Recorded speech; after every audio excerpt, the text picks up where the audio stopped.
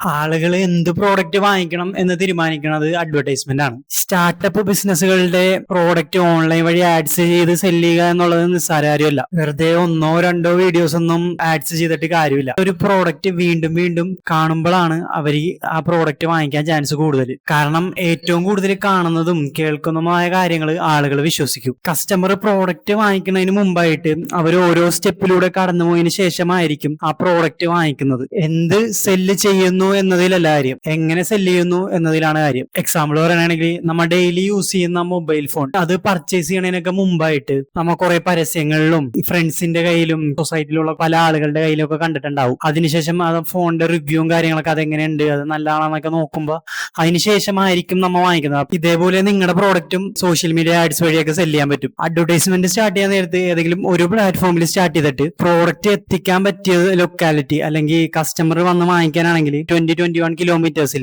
Correct ആയിട്ട് advertisement ചെയ്ത് കഴിഞ്ഞാൽ ബെറ്റർ ആയിരിക്കും. കാരണം സ്റ്റാർട്ട് ചെയ്യുമ്പോൾ ലോകമെമ്പാടും അഡ്വർടൈസ് ചെയ്തിട്ട് കാര്യമില്ല, അടുത്തുള്ളവരെ കൊണ്ട് വാങ്ങിപ്പിക്കാനാണ് ശ്രമിക്കേണ്ടത്. നിങ്ങളുടെ ബിസിനസ്സിന് സോഷ്യൽ മീഡിയയിൽ ആഡ്സ് ചെയ്ത് നിങ്ങൾക്ക് ക്ലയൻസിനെ കിട്ടണമെന്നാണെങ്കിൽ ജസ്റ്റ് മെസ്സേജ്